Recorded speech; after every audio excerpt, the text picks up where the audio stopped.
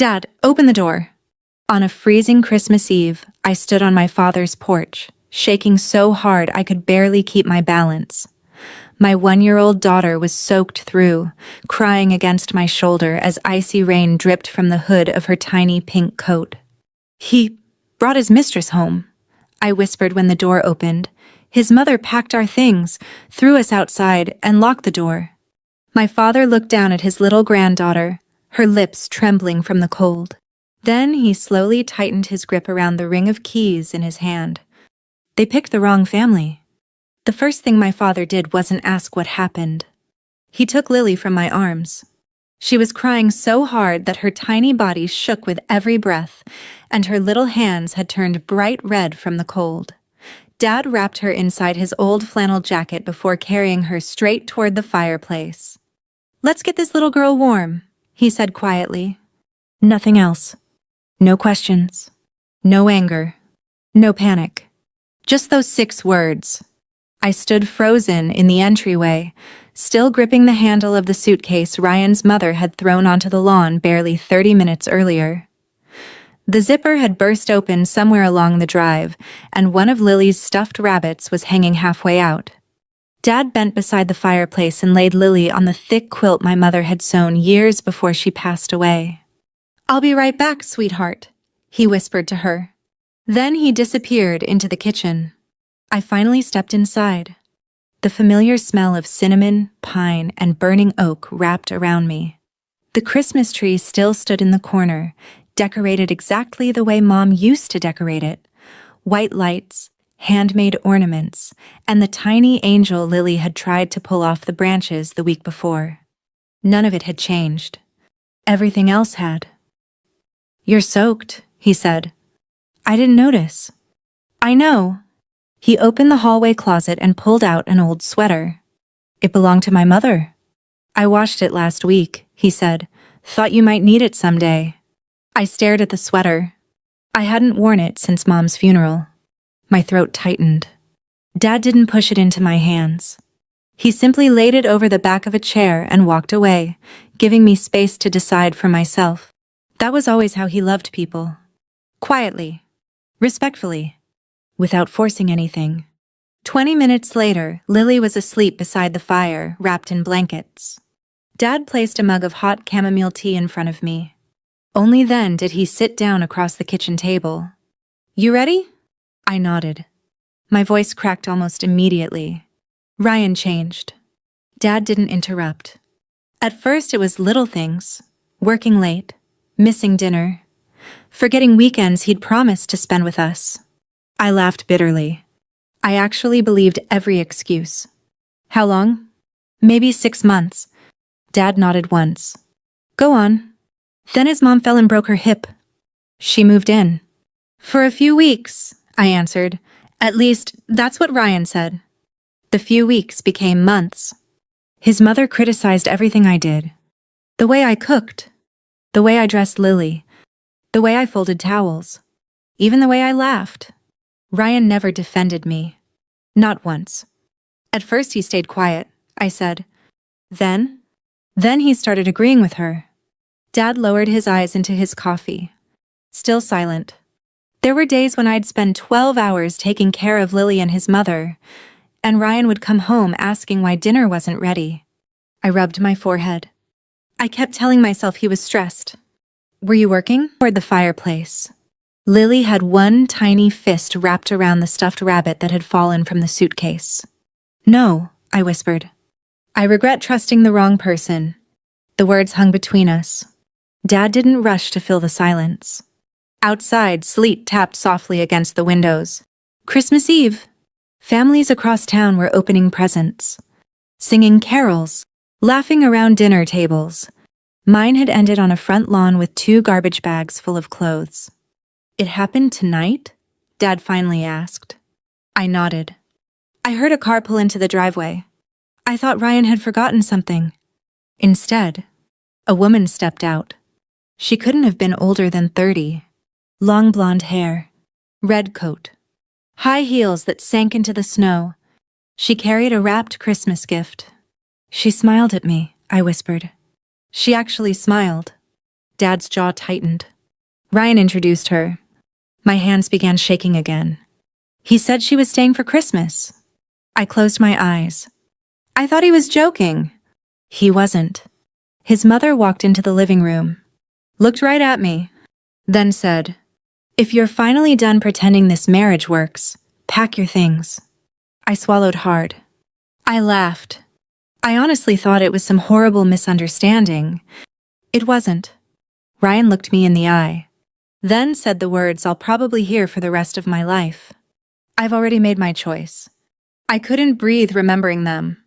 He told me he wanted a divorce. In front of her? Yes. In front of Lily? Yes. I stared into my untouched tea. I asked where we were supposed to go. His mother answered before he could. Anywhere but here. I felt tears running down my face again. She packed our clothes herself. Dad didn't curse.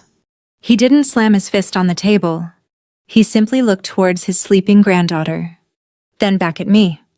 Emily. Yes? One question. His voice remained calm. So calm it almost scared me. Do you want to save this marriage? I didn't answer right away. 6 years. A wedding. A baby.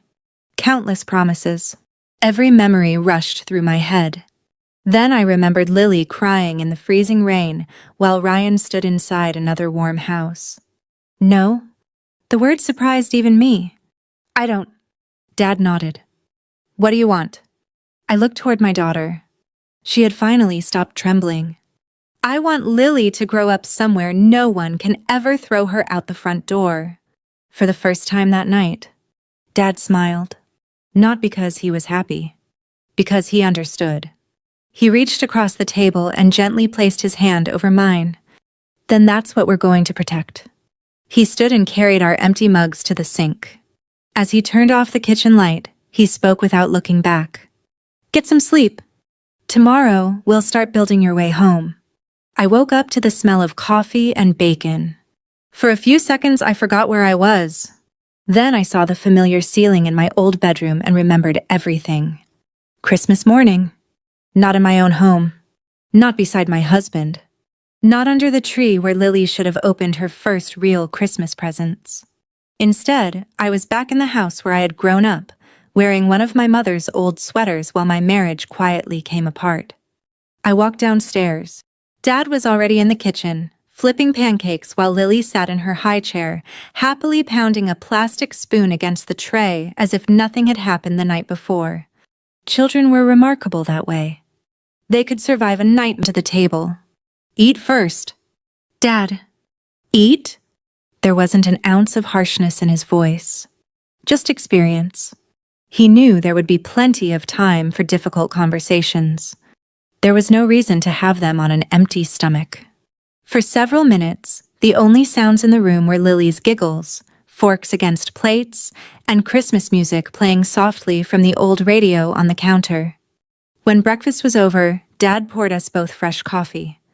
Then he reached into a file cabinet beside his desk. I've been expecting this day, he said quietly. My heart dropped. You knew? I hoped I was wrong.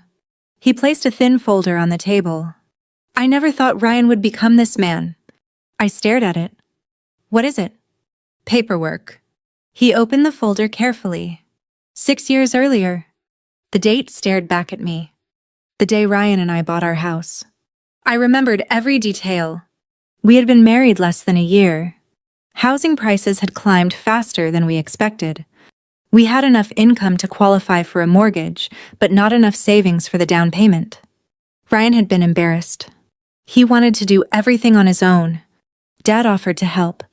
Ryan resisted for almost a week before finally accepting. I thought you just loaned us the down payment. I did. I paid you back.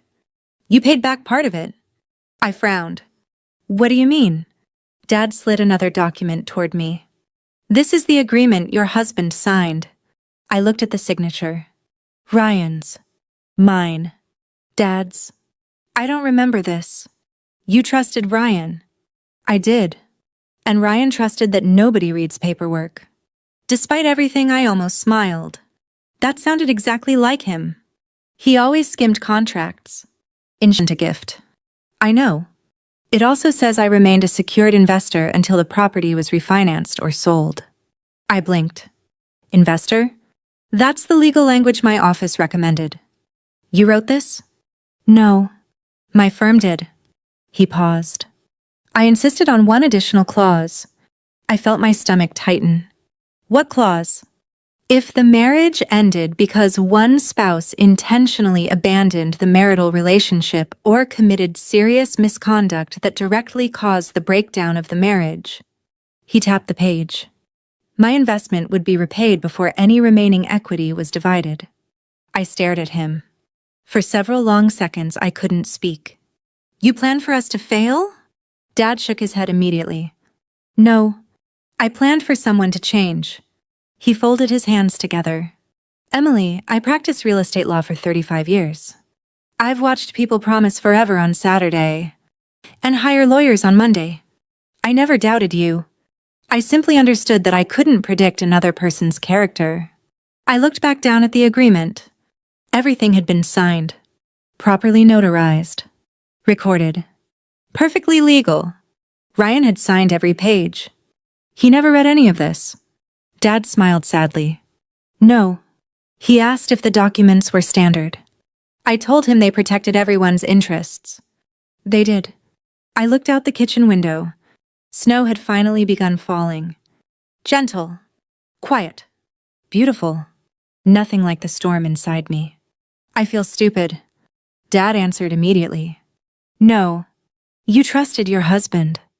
That's not stupidity. That's marriage. His words settled something inside me. Not completely, but enough. Enough to breathe again. My phone filed that morning. He had wasted no time. I closed the message without replying. Dad noticed. Good. I wasn't going to answer. I know. He stood and carried his coffee cup to the sink. The loudest person in a lawsuit usually believes they're winning. What if he is? Dad turned around. Then we'll deal with reality. But if he only thinks he is... He let the sentence hang. There's no reason to interrupt him. Across town, Ryan was celebrating.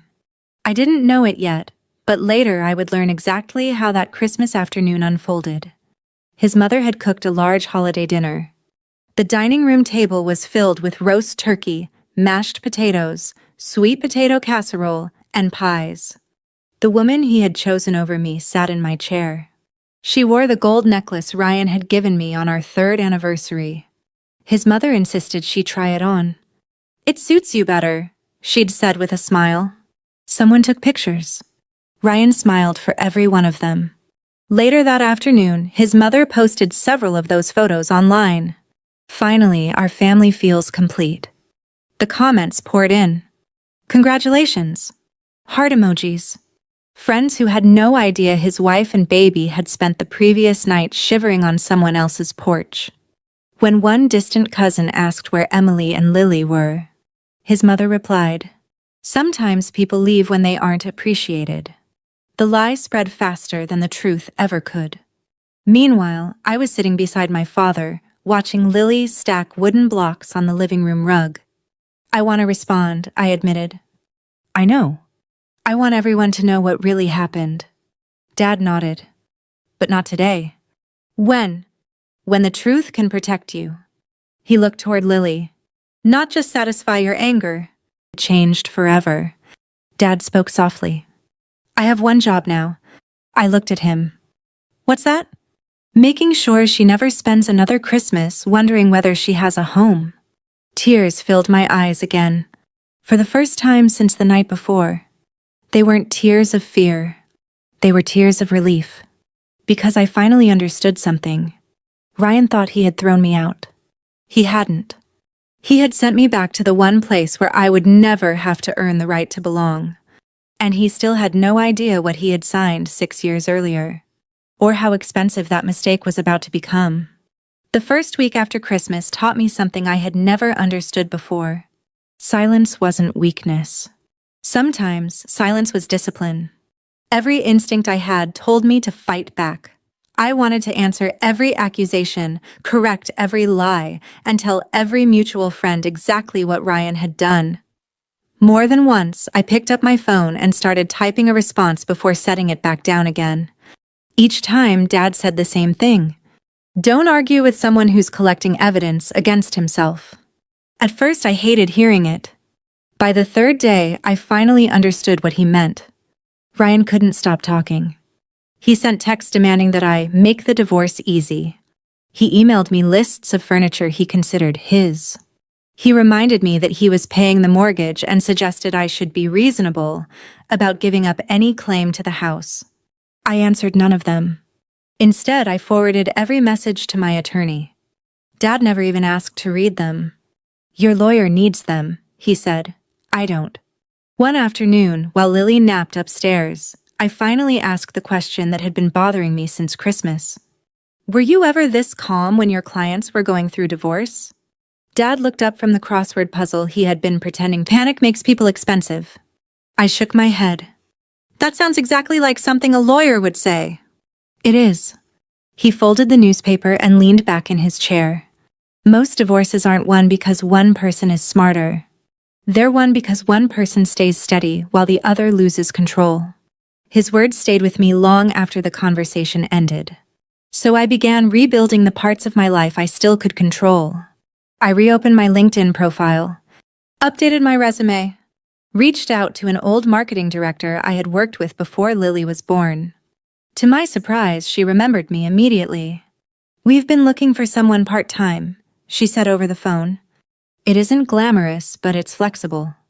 I'd love that. By the end of the week, I had my first interview scheduled. It wasn't a career. Not yet. But it was a beginning. Dad watched me print my resume. I've missed seeing you smile because of work. I forgot I was good at it. You didn't forget. You were busy loving your family. That sentence lingered with me all day. Ryan, meanwhile, seemed determined to convince the world that he was the victim. One of our mutual friends quietly called me. I don't know what's going on, she said carefully, but Ryan told everyone you left because your depression got worse. I closed my eyes. I've never been diagnosed with depression. I know. He also said you refused counseling. I let out a slow breath. I never refused. He never asked. When I hung up, anger washed over me again. Dad noticed. What happened? He told people I'm mentally unstable. Dad nodded once. And it's a lie. I know. Aren't we going to do something? We already are. I frowned. We are? He pointed toward my phone. You have the truth. Evening, another email arrived. This one came from Ryan's attorney. The language was polite, professional, cold. It requested that I voluntarily surrender any interest in the marital residence in exchange for an efficient resolution. Attached was a proposed settlement. It was almost insulting. Ryan would keep the house, most of the savings, his retirement accounts, nearly everything. In return, I would receive a small cash payment and temporary child support. I read it twice before handing it to Dad. He didn't even finish the second page. They're negotiating from confidence. What does that mean? It means they don't know enough yet. The next morning, my attorney called. I assume you've seen their proposal. I have. What would you like to do? Before I could answer, Dad quietly held out his hand. I put the phone on speaker. He waited until my attorney greeted him. This is Richard Carter. Good morning, Mr. Carter. I've reviewed the proposal. So have I. There was a brief silence. Then Dad said, almost casually, I think it's time we meet in person. The attorney hesitated. I believe that would be appropriate. Excellent. My office. Friday morning. After the call ended, I stared at Dad. That's it? That's enough. You don't seem worried. I'm not. Why? He smiled gently. Because their proposal tells me exactly what they don't know. Friday arrived with gray skies and freezing rain. Dad insisted I stay home with Lily. I'll handle the meeting. I should be there. You will. When it's useful. I hated waiting. Every hour felt like 3. I cleaned the kitchen twice, folded laundry that didn't need folding, checked my phone every few minutes. Finally, he sat down across from me. They were surprised. About what? They assumed I co-signed a mortgage. You didn't? I did. But that's only part of the story. He stopped there. I leaned forward. Dad, what happened? He looked toward Lily, who was happily stacking blocks on the rug again. Then he looked back at me. The lawyer asked for copies of every document. And I told him I'd be happy to provide certified copies. My heart beat faster. What did he say? He stopped negotiating. I frowned. What does that mean? It means... Dad picked up his coffee. He finally started reading. For the first time since Christmas Eve, I saw something different in my father's expression. Not satisfaction. Not pride. Certainty. Ryan had spent 6 years believing the paperwork he signed didn't matter. Now someone had finally taken the time to read every page. And whatever they had found, it was enough to silence an attorney. Friday afternoon, Dad finally told me what had happened in the conference room. He didn't dramatize it. He never did. Instead, he poured 2 cups of coffee, waited until Lily had fallen asleep upstairs, and sat across from me at the kitchen table. The meeting lasted less than 40 minutes, he said. Only 40? It would have been 20 if they had read the documents 6 years ago. I couldn't help smiling. What happened? He slid his leather briefcase onto the table and removed a neatly organized folder. I met Ryan's attorney. The first 10 minutes were exactly what you'd expect. He insisted Ryan wanted an amicable divorce. He said his client hoped to avoid unnecessary legal expenses. He said everyone should move on with dignity. Dad looked at me over the rim of his coffee cup. Honesty requires everyone to know the same facts. He handed me a copy of the agreement I had already seen. This is the document they finally started reading. I traced Ryan's signature with my finger. So, what happened when they reached the clause? Dad leaned back. The attorney stopped talking. According to Dad, Ryan had arrived nearly 20 minutes late. He walked into the conference room wearing an expensive charcoal suit. Confident. Relaxed. Certain. He nodded politely at Dad but never apologized for Christmas Eve. Not once. Instead, he sat down, crossed one leg over the other, and smiled. I think we can wrap this up today. Dad simply replied, I hope so. Ryan's attorney began reviewing the proposed settlement. Dad listened quietly. When the attorney finished, Dad slid another folder across the table. I'd appreciate it if you reviewed the original property agreement before we continue. The attorney adjusted his glasses. He skimmed the first page, then the second. By page 4, his expression changed. Ryan noticed. What? His attorney didn't answer. He kept reading. The room grew strangely quiet. Finally, Ryan frowned. What is it? His attorney looked up.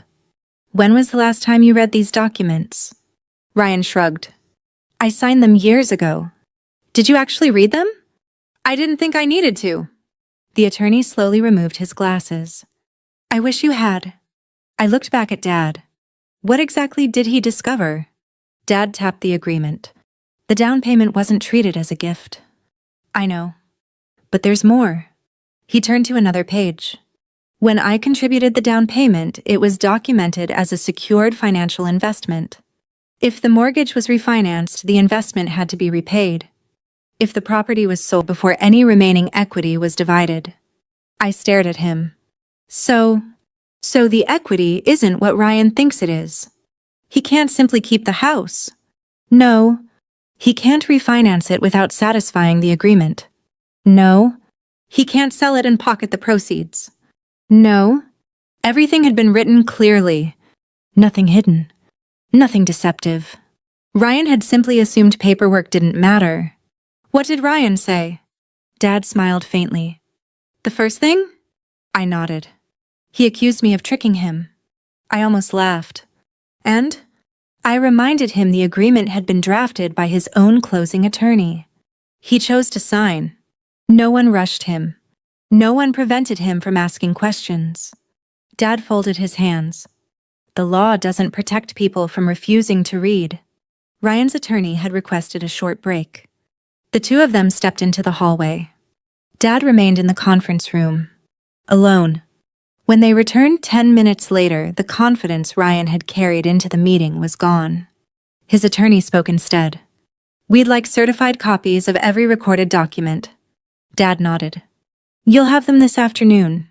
Then Ryan finally addressed him. "Why?" Dad looked at him calmly. "Why what? Why would you do this?" "I helped you buy that house." Ryan shook his head. "No, I mean this agreement." Dad answered without raising his voice.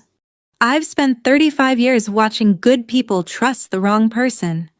I promised myself my daughter would never lose everything because someone else broke their vows." Ryan had no reply. As Dad finished telling me the story, my phone buzzed. A text from Ryan. "We need to talk." Another arrived before I could react. "Why didn't you tell me about your father?" About Lily crying in the freezing rain. About the front door closing in our faces. Then I locked my phone and set it face down. "Nothing." Dad nodded with quiet approval. "Good." Ryan, however, wasn't finished making mistakes. By the following Monday, he had called 3 times, left 2 voicemails, sent 4 texts. Each one sounded less confident than the last. He no longer demanded. He negotiated. He suggested working things out. He insisted lawyers were making everything worse. I answered none of them. Instead, every message was forwarded to my attorney. Just as Dad had taught me. "Every choice leaves a trail," he reminded me. "Let him decide what kind of trail he wants to leave." Ryan wasn't the only one beginning to panic. The woman he had brought home on Christmas Eve was asking questions too. Questions he couldn't answer. She had believed he owned the house outright. She had believed the divorce would be quick. She had believed he would soon be free, wealthy, and starting a glamorous new life. Instead, she learned the house couldn't simply become theirs. Legal obligations came first. Financial uncertainty came next.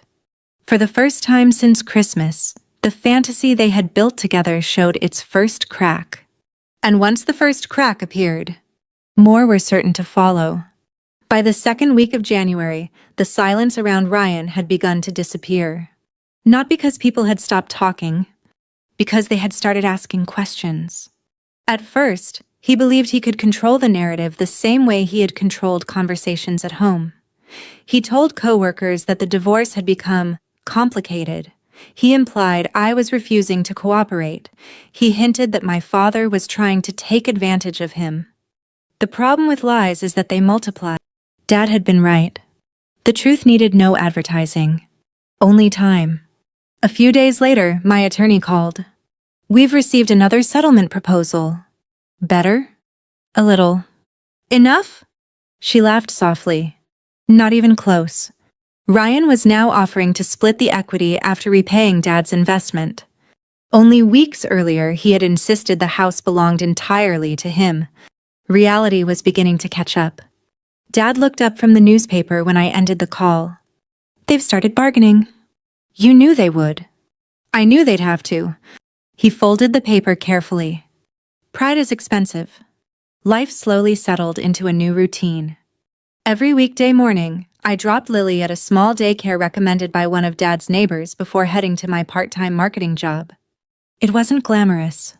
I answered emails, updated social media campaigns, and helped organize client events. But every paycheck carried something my old life had slowly taken away. Confidence. The first time I bought Lily's groceries with money I had earned again, I sat in my car afterward and cried. Not because I was sad. Because I remembered who I had been before I started believing my entire identity depended on being someone's wife. That evening, Dad found me balancing my budget at the kitchen table. "You look happier." "I think I am." "You know why?" I smiled. "Because I'm working again?" "No." He pointed to the notebook in front of me. "Because you're making decisions instead of waiting for someone else to make them." Ryan, on the other hand, was discovering what happened when control slipped away. The first crack came from somewhere neither of us expected. His own company. One Friday afternoon, one of my former coworkers forwarded me a message. "Did you hear what's happening at Ryan's office?" I hadn't. What he had done during company time. Several emails had surfaced, showing that Ryan had used his corporate email account to coordinate personal trips with the woman he was seeing. Worse still, some of those same email chains included comments about me. Comments describing me as unstable. Comments suggesting I had abandoned our home voluntarily. Comments sent to coworkers who had absolutely no reason to know anything about my marriage. The issue was no longer personal. It had become professional. Dad listened quietly as I told him. "I didn't report him. I know. I haven't talked to anyone at his company. I know. So how?" He shrugged. "People create their own evidence every day. They simply forget someone might read it later." Ryan called again that night. I let it go to voicemail. Then another. And another. Finally, he left a message. "Emily, this has gone too far." I stared at my phone. "Too far." The words echoed in my head. Not the night he watched his mother throw our daughter's belongings into trash bags. Not the night he locked us outside. Not the Christmas dinner he shared with another woman while Lily slept in her grandfather's guest room. No. Apparently, things had gone too far only after consequences arrived. I deleted the voicemail, then emailed a copy to my attorney. A week later, something happened that surprised all of us. Ryan's mother came to Dad's house. She didn't call first. She simply knocked. Dad opened the door. She stood there holding a casserole dish covered with aluminum foil. It looked almost absurd, as though baked pasta could erase Christmas Eve. "I'd like to speak with Emily." Dad remained polite. "About what?" "We're family." He looked at her for several seconds before answering. "No. And when you pushed your granddaughter into the freezing rain?" His voice remained calm. "How exactly was that best for him?" She had no answer. She quietly set the casserole on the porch. "I hope someday she'll forgive me." Dad gently picked up the dish and handed it back. "Take this home. We already have dinner." Then he closed the door. Not angrily. Simply completely. When he returned to the living room, I realized something. He hadn't closed the door out of revenge. He had closed it because some doors should remain closed. The biggest turning point came 2 weeks later.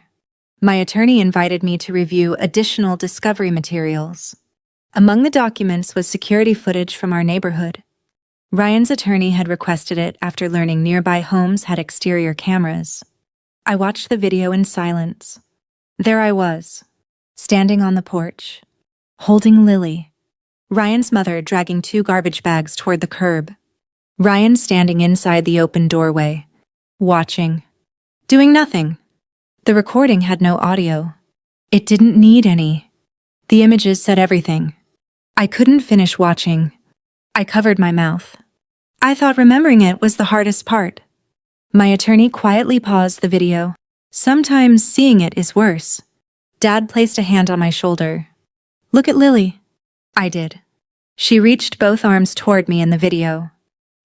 Even through a grainy security camera, even without sound, you could see exactly who she trusted. Several days later, Ryan requested additional parenting time. His attorney argued he loved his daughter. No one questioned that. But love and judgment are not the same thing. The security footage became part of the record. Not because he had committed a crime, because it showed a choice. A father witnessed. As we left the courthouse after that hearing, Dad walked beside me without saying a word. Finally, I broke the silence. "Do you think he understands what he's losing?" Dad looked toward the gray winter sky. "I think he understands what he's lost. Those aren't always the same thing." For the first time since Christmas Eve, I believed he was right. Ryan wasn't being punished by my father, or by me. He was living inside the consequences of every decision he had made. And there were still more consequences waiting ahead. By early spring, the bitterness had settled into something quieter. Not peace. Not yet. Something closer to acceptance. The anger that had kept me awake during those first weeks after Christmas no longer lived in every thought. It still appeared from time to time, usually when I folded one of Lily's tiny sweaters or drove past our old neighborhood, but it no longer controlled my days. My life had begun moving forward. Ryan's hadn't. The final hearing was scheduled for a rainy Thursday morning in April. Dad drove us to the courthouse. Neither of us talked much during the ride.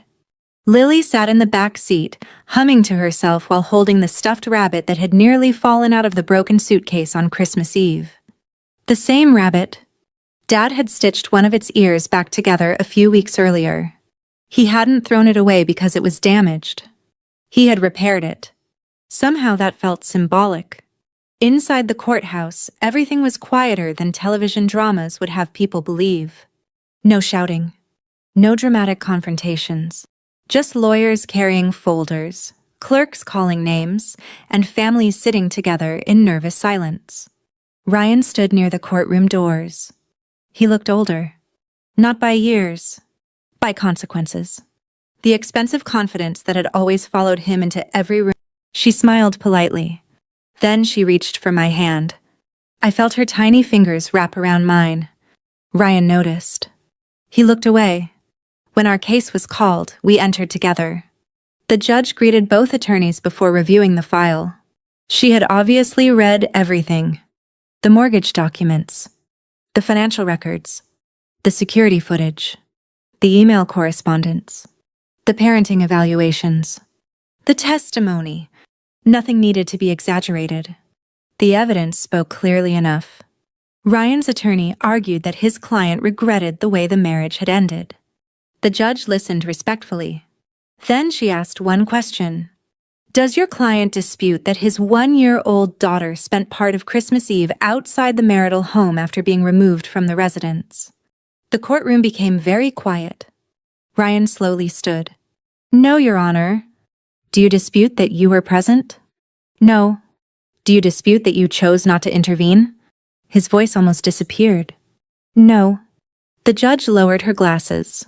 I appreciate your honesty. She paused before continuing. The court wishes to make one point absolutely clear. She looked first at Ryan, then at me. Infidelity by itself does not determine custody in this state. Ryan seemed relieved for a brief moment.